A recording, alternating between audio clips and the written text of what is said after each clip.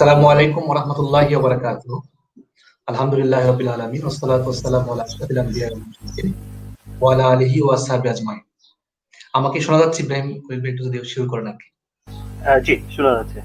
জি, আজকের এই চমৎকার আয়োজনের সম্মানিত সভাপতি, শ্রদ্ধেয় প্রধান অতিথি, সম্মানিত প্রধান আলোচক, সম্মানিত আলোচকবৃন্দ, আজকে এখানে যারা যুক্ত আছেন সবাই বাংলাদেশের অনেক প্রাজ্ঞ, অনেক বিজ্ঞ এবং সবাই আমাদের ওস্তাদদের ওস্তাদ।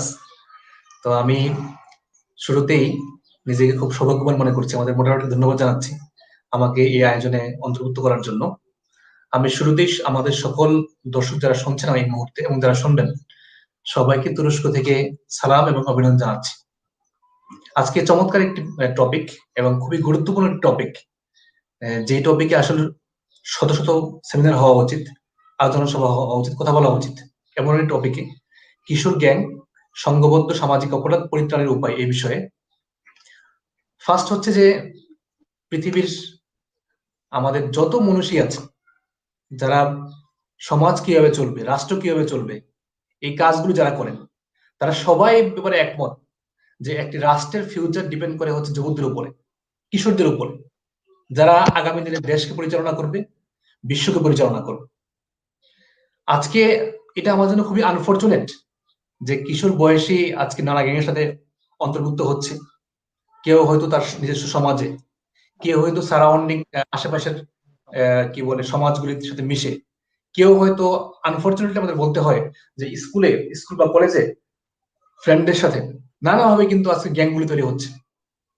এবং আমাদের ইব্রাহিম খলিল ভাই একটা রিপোর্ট শেয়ার করেছিলেন বাংলাদেশ প্রতিদিনে সম্ভবত, এবং আরো অনেকগুলি রিপোর্ট এখানে দেখলাম আমি, প্রথম আলো সহ অনেকগুলি পত্রিকার রিপোর্ট, যে আজকে এই গ্যাংগুলি কিন্তু প্রত্যেকটা সমাজে খুব খারাপ অবস্থা। আমার দেশে যাওয়া একটু কম হয় নানা কারণেই, পিএইচডি থিসিস বা এই কারণগুলো ছিল। তো আমি খবর নেওয়ার চেষ্টা করতাম আমার ছোট ভাইয়ের কাছ থেকে বা আমার এলাকার লোকদের কাছ থেকে, গ্রামের কি অবস্থা আসলে। তো ওদের যে রিপোর্ট, এটা হলো যে প্রত্যেকটা গ্রামে কিন্তু খুব কঠিন অবস্থা, খুব খারাপ অবস্থা। শহরে তো আসি, গ্রামেও খুব সিরিয়াস অবস্থা হয়ে গেছে, যে একটা দুইটা মানে লোককে খুঁজে পাওয়া কঠিন, যারা কিশোর বয়সী বা যুবক বয়সী, ইন পার্টিকুলার কিশোর বয়সী, টিনেজ যারা এখন পার করছে, তাদের মধ্যে কোনো গ্যাং ছাড়া আছে সবাই নানা নামে, খুব ইন্টারেস্টিং নাম এগুলো, যেগুলো তাদেরকে খুব অ্যাট্রাক্ট করে, তাদের রক্ত গরম করে দেয়। এরকম নামে নানা গ্যাং সাথে তারা একসাথে হচ্ছে। আমাদের শ্রদ্ধেয় স্যার কতক্ষণ আগে অনেকগুলো কারণ বলেছেন, যে এই গ্যাংগুলোর কারণগুলো কি কি। আমি এখানে তিনটা কারণ একটু উল্লেখ করতে চাই। আমার কাছে মনে হচ্ছে শুধুমাত্র এই গ্যাং নয়, আমাদের সামাজিক অনেক সমস্যা, এটা আমাদের লাইফেও, এরপরে হচ্ছে যে রাষ্ট্রীয়ভাবেও, সমাজেও মূল সমস্যার জায়গাটা হচ্ছে যে আজকে সামগ্রিকভাবে সমাজে আখলাক কমে যাচ্ছে, সামগ্রিকভাবে আখলাক কমে যাচ্ছে। এই আখলাক কমার কারণটা কি? এটা হচ্ছে যে আধুনিকতার যে সবল। আজকে মডার্ন দুনিয়া আমাদের কি দিচ্ছে, মডার্ন দুনিয়ার যে ফিলোসফি আজকে, যে সেলফ ওরিয়েন্টেড, নিজেকে নিয়ে নিজে ব্যস্ত থাকা, সেকুলারিজম যে কনসেপ্ট আমাদেরকে দিচ্ছে, ধর্মহীনতা, এবং এইখান থেকে আমি ভালো থাকলে বিশ্ব ভালো, এই যে কনসেপ্ট তৈরি করে দিচ্ছে। আমার কাছে মনে হয় যে এর মূল একটা কারণ হচ্ছে এই জায়গাটা, যে সেলফ ওরিয়েন্টেড বিশ্ব আজকে এখানে হচ্ছে। কিন্তু সেলফ ওরিয়েন্টেড আমি সব জায়গায় কিন্তু আমি এখান থেকে এই দীক্ষায় পাচ্ছি, যে আমার নিজেকে কিন্তু করতে হবে, পুঁজিপতি আমাকে যেটা দিচ্ছে। আর আমি ভালো থাকলে বিশ্ব ভালো, এই জন্য যে কোনো ভাবে আমার প্রভাব বাড়াইতে হবে, আমার টাকা পয়সা বাড়াইতে হবে, আমাকে মানুষকে সম্মান করাইতে হবে, মানুষ সবাই সম্মান করতে বাধ্য হবে, এমন একটা পরিস্থিতি নিতে হবে। এই জ্ঞান তৈরির মূল কারণ কিন্তু এই জায়গাটা। তো এই জন্য আমাদের এই জায়গাতে ফার্স্টে কাজ করতে হবে, এবং এই জন্য সামগ্রিক একটা কাজ দরকার। এখানে আমাদের দাওয়ার কাজ বাড়াতে হবে, এখানে আমাদের ওয়াজ মাহফিল গুলো বাড়াতে হবে, এখানে আমাদের স্যার বলেছেন যে ইমাম সাহেবের ভূমিকা আছে, সবার এই জায়গাতে কাজ করা দরকার। যে আধুনিক বিশ্ব আমাদের জন্য কিন্তু কি করতে পারেনি, এটা মানবিক বিশ্ব দিতে পারে না। আর এই কারণেই আজকে সেলফ ওরিয়েন্টেড যে ব্যবস্থা, এই কারণে আমরা সামগ্রিকভাবে কিন্তু আখলাক নষ্ট হয়ে যাচ্ছে আমাদের। আজকে এই আধুনিকতার আরেকটা বড় জায়গা হচ্ছে আজকে প্রযুক্তি, এবং সামনে যে দুনিয়া আসতেছে এটা তো আরো ভয়ঙ্কর, আর্টিফিশিয়াল ইন্টেলিজেন্সের সময় আসতেছে। এবং যারা আজকে প্রযুক্তি নিয়ে কাজ করছেন, বিশ্বের সেরা সেরা মানে কি বলে কোম্পানির যারা সিইও, তাদের বক্তব্য হচ্ছে যে আগামী দিনটা আরো বেশি কঠিন হবে। তো আমাদের এইখানে কিন্তু খুব ক্লিয়ার থাকা দরকার যে এই আধুনিকতার সবলটা। তার কিন্তু আমি দেখি আমাদের অনেক মুরব্বীর সাথে কথা হয়, গতকালই কথা হচ্ছিল, গতকালই একজন আরেকজনকে বলতেছেন যে তোমার ছেলের মতো ছেলে পাওয়া তো সমাজে খুব কঠিন, সমাজে সবাই নষ্ট হয়ে যাচ্ছে, এটা কিন্তু সকল সমাজে আছে। তো এই জন্য আমাদের এই জায়গাটাতে টাচ করা, এবং এই জায়গাতে আমাদের করণীয় কি যদি বলি, বা যদি আরেকটু বাড়ায় বলতে, সেকেন্ড কারণটা আমাদের ধর্মীয় কারণ। আর ধর্মহীন যে সমাজ আমাদের আজকে আছে সব জায়গাতে, এটা কিন্তু একটা বড় কারণ। কারণ ধর্মীয় বিধান পালন করলে মানুষজন নম্র হয়, ভদ্র হয়। যে ছেলেটা নামাজ পড়ে সমাজে, একটা সমাজে যে ছেলেটা নামাজ পড়ে না যে ছেলেটা, অনেক পার্থক্য কিন্তু দুজনের মধ্যে। এবং যে ছেলেটা কোরআন পড়ে, যে পড়ে না, তাহলে স্বভাবত কিন্তু পার্থক্য হবে। এই জন্য ধর্মহীন যে সমাজটা এখন আমাদের আছে, এটা একটা বড় সমস্যা আমাদের জন্য।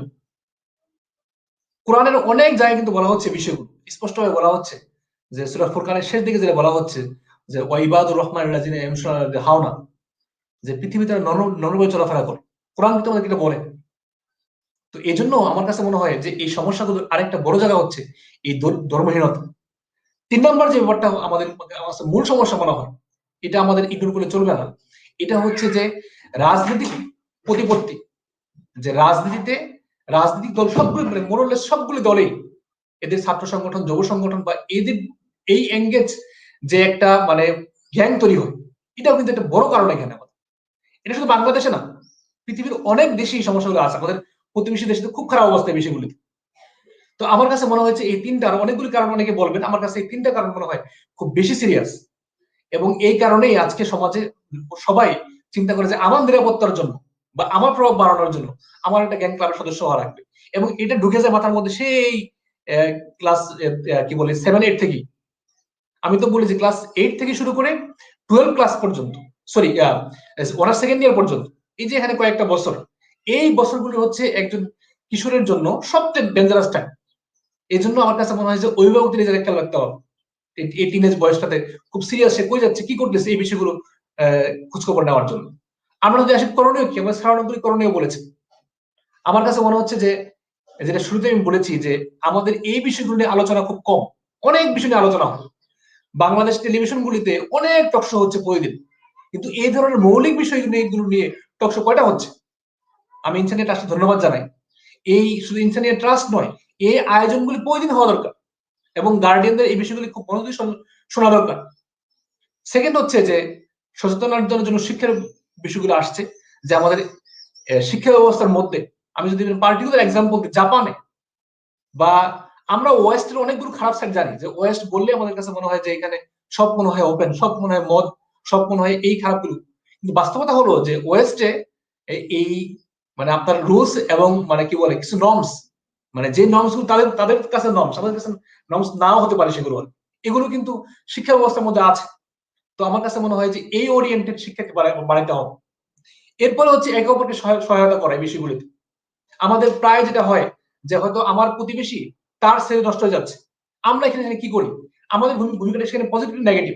অনেক ক্ষেত্রে দেখা যায় আমরা এখানে আরো মানে কি করতেছি, মানে এটা কি মানে পজিটিভ অ্যাপ্রোচ না করে নেগেটিভ অ্যাপ্রোচ করতেছি।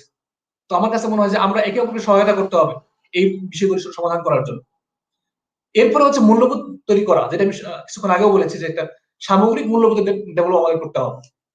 এবং আরেকটা গুরুত্বপূর্ণ, সর্বশেষ যদি আমি বলতে চাই, আরেকটা গুরুত্বপূর্ণ বিষয় হচ্ছে যে কিশোরদেরকে এঙ্গেজ রাখা।